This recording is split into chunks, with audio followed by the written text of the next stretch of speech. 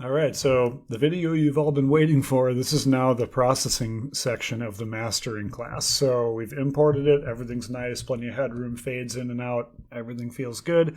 Time to apply some sauce. So the general channel strip theory that we've covered in this class in the past, especially in the mixing level, around starting with frequency effects where you cut, and then amplitude effects where you squeeze the dynamics, and then maybe some saturation or distortion to add harmonics. That's kind of the basic idea, the same flow we're going to follow.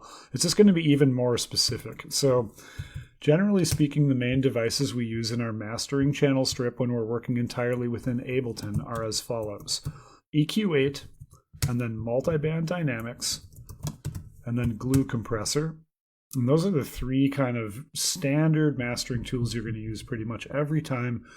Now let's walk through setting those things up. Just like we did before, we're going to want to cut the bass. Now I think I'm going to go to a part of the song that's nice and loud. I'm just going to go over here. I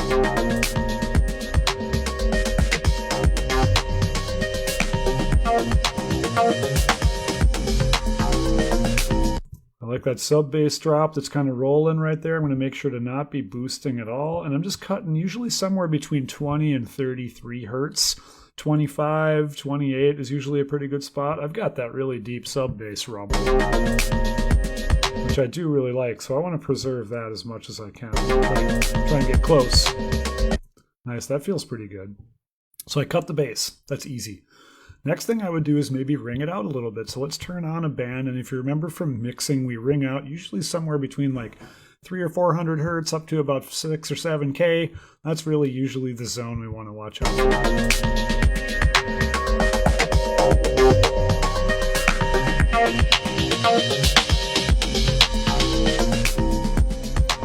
So overall, to me, this feels pretty pleasing to my ears, so I'm not going to think about it too hard. Now remember, don't forget that technique from mixing and mastering where you can make your band more narrow and solo isolate it.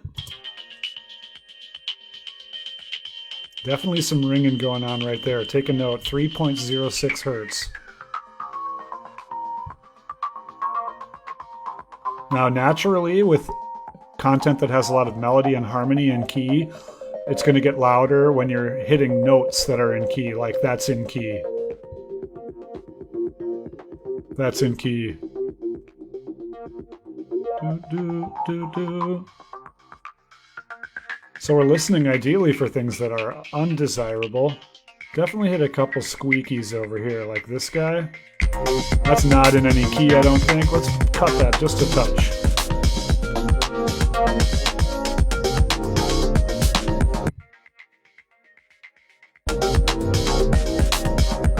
Nice, so we could do that a few times if we wanted. You know, overall I'm listening and feeling like it's pretty solid. Let's do one more and just see if we can do a more gentle slope or boost. I'm going to give this, again, back up right around 4 or 5 on the cue.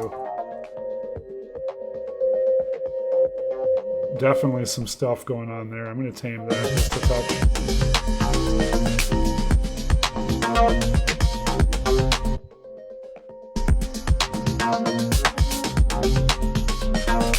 And this is a kind of process you can repeat kind of ad nauseum, but do it in small amounts and usually do it at quieter volumes to make sure you're not fatiguing your ears unnecessarily. Once you've done a little bit of ringing out, I also like to look at the very, very top and make sure, sometimes on accident, especially when you're working in headphones, you'll end up with unnecessary boosts down here, and that can be really gross sounding. So let's grab a shelf. I usually go somewhere up around like 10K, and we'll listen to the shelving.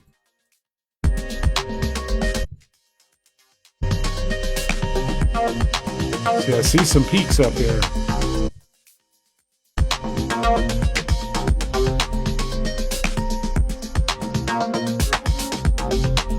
Those little frequencies won't matter too much at quiet levels, but when you crank it up or you're in front of a big sound system, they're going to be pretty nasty. So that's the EQ setup. So that's a big, big part of the mastering or maximizing stage, is those subtractive EQs.